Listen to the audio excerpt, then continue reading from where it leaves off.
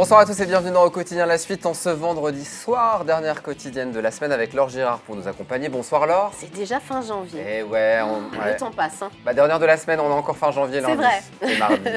Bonsoir Jean-Pierre.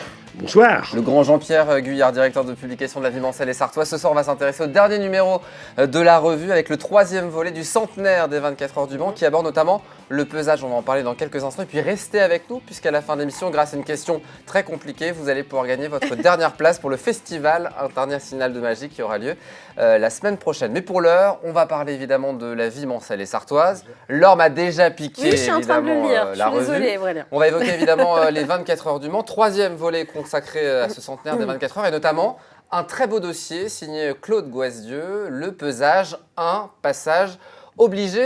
Déjà, on va rappeler ce qu'est le pesage, Oui. Pour ceux qui l'ignoreraient encore. Pour ceux qui l'ignorent encore, c'est-à-dire les gens qui ne sont pas sartois, qui ne sont jamais venus au Mans à cette époque-là. Le pesage, il y a deux choses qu'il faut voir dedans.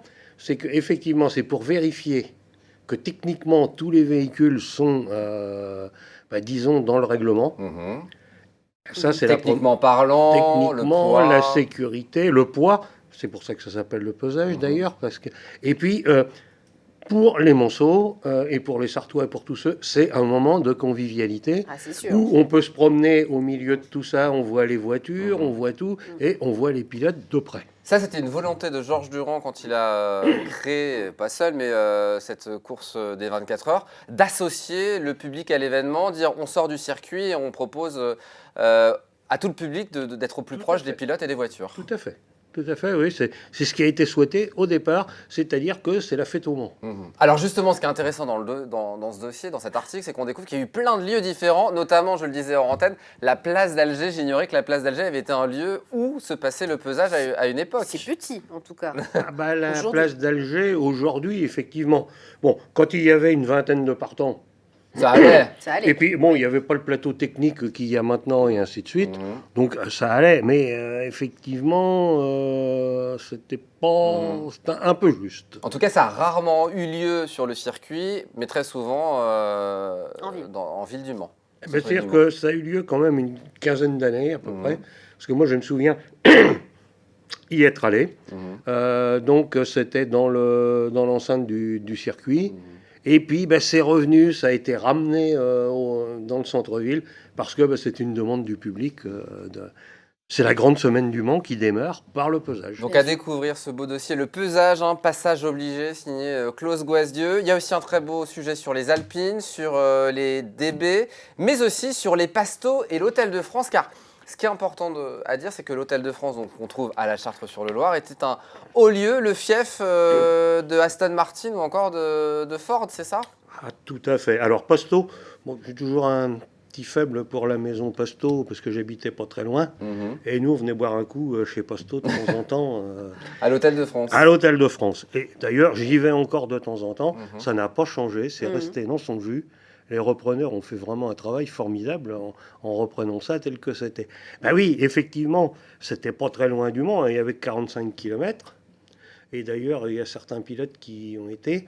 Le chef avait décrété que le premier qui se pointait après minuit, il bouffait un casse-croûte. Alors, il sortait du circuit, et je crois que c'est GKX qui disait, heureusement que le radar n'existait pas à cette époque-là, parce que sur la route, entre Parigny-l'Évêque et le Grand Lucé, il dit 190 à 200, voilà. Tout ça pour arriver pour manger. Une autre époque, heureusement c'est terminé. C'était une autre époque, où on quittait le circuit avec les voitures après la course et les essais. Ah oui, même on y allait, parce que moi j'y suis allé une fois dans une Chevrolet Corvette d'Aubriet. Je m'ai cru qu'on n'arriverait jamais au circuit. Ça cliquetait de partout, ça s'allumait de tous les bouts. Je dis, t'es sûr qu'on va arriver? On est arrivé, sans problème. Bon, on roulait en ville avec les voitures. Les Pastos et l'Hôtel de France à la Chartre-sur-le-Loir, c'est signé Daniel Levoyer. Et puis le patois aussi, c'est important pour moi, puisque j'en parle régulièrement dans certains mois-là, et mis à l'honneur toute cette belle histoire du patois, ceux qui ont permis de faire vivre notre parler local qui a été chahuté à travers les époques. C'est important de le rappeler. Alors oui, effectivement, pour être parfait bilingue, je suis content de pouvoir parler du patois. Eh ben, effectivement, il a été chahuté à une époque, puisque les hussards noirs de la République, les instituteurs, que ce soit dans la Sarthe ou dans le Maine, c'était le patois méniot ou le patois sartois qui se ressemblent. En Bretagne, on appelait ça, on leur mettait la galoche. C'est-à-dire quand ils parlaient breton, ils avaient le sabot autour du cou. Et puis, on a eu exactement la même chose sous la Troisième République, où on avait décidé que tout le monde parlerait français.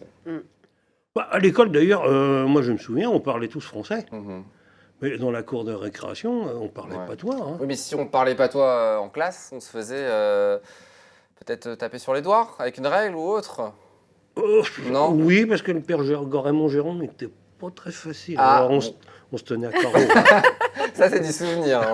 Oui, c'est du vécu. Oui. Donc, le patois et nous, signé Serge Bertin, évidemment, pour tout ce beau dossier sur ceux qui ont fait le patois et puis l'histoire, évidemment, de notre parler local qui subsiste, qui existe, évidemment, à travers différentes actions aujourd'hui. Avant de se quitter, un mot sur Jean de La Fontaine, puisque on apprend, et ça, c'est formidable, dans la vie mancelle et sartoise, qu'une fable de La Fontaine met à l'honneur les manceaux. Oui, alors là, je découvre. Hein. Oui. Le faucon et le chapon. Oui, parce que restons quand même modestes. Hein. Oui. J'ai beau être sartois et manceau, il faut savoir qu'un manceau vaut un normand et demi. Ah oui. Ah. Bon, on va encore se faire des copains. S'ils nous regardent, on les salue ce soir. C'était une monnaie. Le denier manceau valait un denier normand et demi. Et Jean de La Fontaine l'a très bien illustré dans sa fable lorsqu'il parle effectivement d'un chapon, c'est ça? D'un chapon. Le chapon qui n'est autre qu'une volaille sartoise. Bien sûr. Lequel chapon étant invité effectivement dans un endroit où il n'est pas bête. On n'est pas bête. Bien sûr. Ça commençait. Il tente d'échapper au cuisinier. Il se sauve, et puis alors il y a un faucon là, qui majestueux, disant oui, toi le manceau et demi, le normand et demi, oui, lui il a dit écoutez, laissez-les crier. Parce que moi, je sais ce qui va m'arriver, donc je m'en vais. Avec cette morale qui vise à se méfier des voix traîtresses, donc à découvrir dans ce numéro, c'est formidable. C'est aussi ça la vie mancelle et sartoise, c'est découvrir la petite histoire dans la grande histoire. C'est une anecdote que je ne connaissais absolument pas. C'est surtout ça qu'on essaie de faire, puisque c'est notre objet. Un dernier mot, le 14 février, c'est bientôt, c'est la Saint-Valentin, et vous nous proposez de découvrir quelques rues dont le nom va ravir tous les amoureux. La rue Douce-Ami ou rue Montplaisir au Mans, je ne sais pas si vous les connaissez, Laure. La rue du Désir, ça c'est pour les amis de Beaumont-sur-Sarthe, ou encore la rue de la Tendresse, c'est après signé. L'occasion de découvrir tous ces beaux noms de rues. Et s'il avait fallu toutes les mettre. Ouais. On aura un prochain numéro pour la Saint-Valentin 2024. Pourquoi pas, parce que moi j'en ai retrouvé sur Auvers-le-Hamon, la rue qui passe devant la mairie, c'était la rue de l'amour. Ah génial, et on embrasse les habitants de Auvers-le-Hamon ce soir. Laviemancelle.net évidemment pour s'abonner à cette belle revue qu'on trouve évidemment dans tous les kiosques. Depuis hier, c'est tout neuf les amis. Ce beau numéro, là on dirait mon grand-père en couverture. Quand je le regarde, ah oui, c'est papy. Donc on y va, on achète évidemment La Vie Mancelle et Sartoise et on salue toute l'équipe de bénévoles qui travaille de manière dure sur la réalisation de cette belle revue qui fait la fierté de notre département. Avant de se quitter, on va jouer ce soir. Dernière chance pour vous de gagner vos places pour le Festival international de magie. C'est les 4 et 5 février prochains au Palais des Congrès et de la Culture du Mans. Plus de 2 heures de show avec de grands noms, évidemment, de la magie, il y aura du mentalisme, du quick change, de la grande illusion, de la manipulation de cartes, un numéro d'apparition de perroquet, et oui, Jean-Pierre, ou encore un numéro de laser en lévitation. Et oui, Laure, si vous voulez gagner votre place, vous découvrirez. Un chapeau, des lasers. On verra la semaine prochaine. Si vous voulez gagner votre place, il faut répondre à la question du soir. Comment s'appelle le centre aquatique du Mans? A, les Abysses, B, les Atlantides. Si vous avez la réponse A ou B, par mail à jeu@lntv.fr. Comment vous faites toutes les semaines pour trouver des questions aussi pertinentes et difficiles? Je sais pas. C'est un talent. C'est un talent. Au moins. Merci beaucoup. Très bon week-end à vous deux. Très bon week-end les amis. À lundi 18h30 pour une nouvelle quotidienne. Dans un instant, vous restez avec nous. Les Sartois du Web avec l'autre Aurélien Caillos.